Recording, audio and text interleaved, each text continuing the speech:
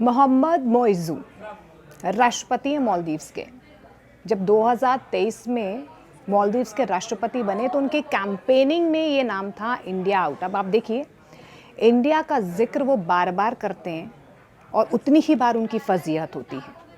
अभी हाल ही में आपको याद होगा कि किस तरीके से भारत के खिलाफ उनके कुछ मंत्रियों ने टिप्पणियां की थी और उसके बाद आपने देखा कि भारत के सामने कैसे मालदीव्स घुटने टेकने को तैयार हो गया था।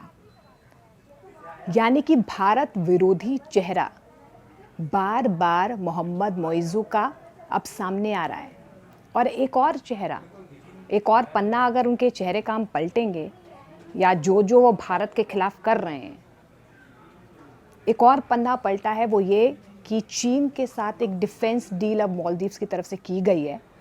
और अब इस सवाल खड़े हो रहे हैं क्योंकि पाकिस्तान के ही एक रक्षा विशेषज्ञ हैं जिनकी तरफ से सवाल उठाया गया है कि जो डिफेंस डील अब चीन के साथ की गई है, क्या ये आगे मालदीव्स को घातक साबित हो सकती है? क्या मालदीव्स अब और ज़्यादा नुकसान की तरफ बढ़ रहा है? आपको याद ही होगा कि लगातार किस तरीके से एक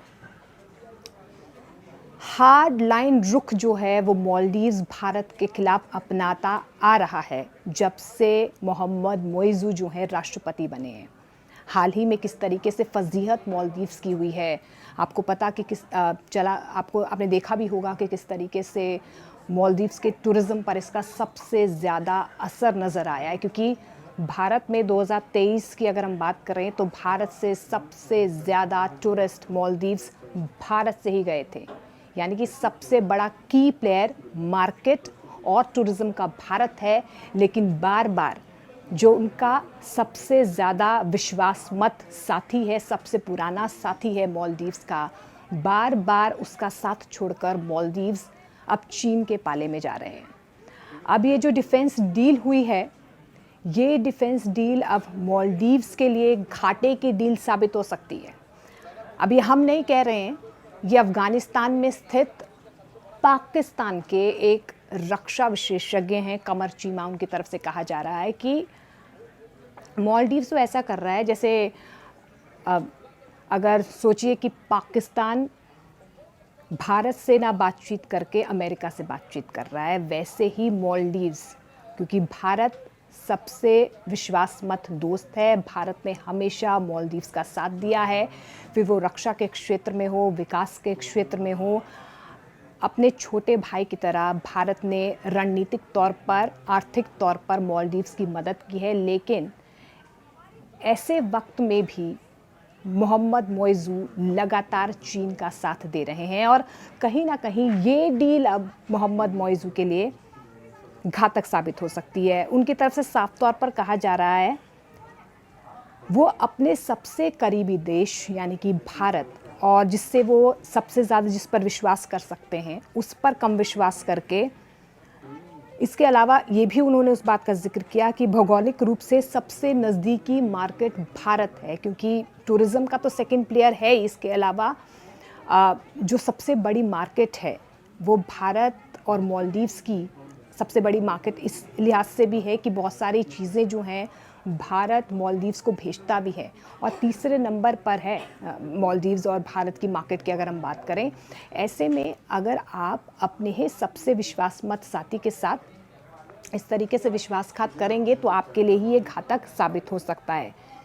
इसके अलावा उन्होंने ये भी कहा है कि ये कहीं ना कहीं चीन की चाल हो सकती है भारत को घेरने की, क्योंकि आपने देखा ही है कि हिंद महासागर में जो मालदीव्स की भौगोलिक स्थिति ऐसी है कि वो रणनीतिक रूप से बहुत ज़्यादा महत्वपूर्ण है।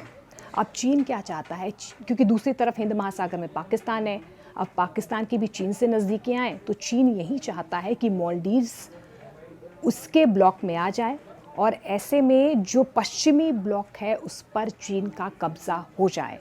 एक तरफ हिंद महासागर में पाकिस्तान, दूसरे महासागर में मालदीव्स, और अगर मालदीव्स भी उसके ब्लॉक में आ जाता है तो पश्चिमी ब्लॉक पर वो सीधे तौर पर नज़र रख पाएगा, यानी भारत के बारे में और ज़्यादा जानकारियाँ वो हासिल कर सकता है। लेकिन अभी मालदीव्स को ये समझ नहीं आ रहा है वो किस तरीके से चीन की चाल के आगे खोखला या बोना साबित हो सकता है। आपने श्रीलंका की तस्वीरें तो देखी होगी। चीन करता क्या है? चीन ऐसा करता है कि जकड़ देता है वो। इस तरीके से आपको अपने अधीन कर लेता है अपनी चीज़ों के साथ कि उसके बाद श्रीलंका जैसा हाल होता है। लेकिन उस वक्त भी जब श्रीलंका को सबसे ज़्यादा मदद की ज़रूरत थी तो भारत ही सबसे पहले दोस्त बनकर आगे आया था और भारत ने श्रीलंका की मदद की थी।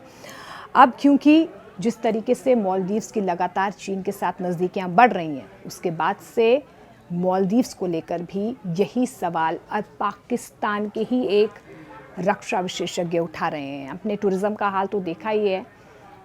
हालांकि चीन यहाँ पर बैलेंस करने की कोशिश कर रहा है क्योंकि भारत से अब लक्षद्वीप जो है सारा टूरिज़्म ट्रांसफ़र हो रहा है। आपने देखा है कि किस तरीके से जब तनातनी भारत और मालदीव्स के बीच में हुई थी, उसके बाद से टूरिज़्म सेक्टर पर सबसे ज़्यादा असर हुआ था मालदीव्स के, और अर्थव्यवस्था जो है मालदीव्स की सबसे ज़्यादा टूरिज़्म पर ही निर्भर करती है। अब लक्षद्वीप टूरिज़्म शिफ्ट हो चुका है, जिसके बाद मालदीव्स को तो झटके पे झटके लग ही रहे हैं। उसके अलावा अब आर्थिक मार्केट में भी अब क्योंकि चीन से नज़दीकियाँ बढ़ रही हैं और ये डिफेंस डील जो हुई है उसके बाद से अब मालदीव्स को कहीं ना कहीं एक बड़ा नुकसान हो सकता है। लेकिन ऐसे में सवाल यही है कि आखिर मोहम्मद मोइज़ू की आगे की रणनीति क्या रहने वाली है और चीन किस तरीके से मालदीव्स को अपने कब्ज़े में करना चाहता है।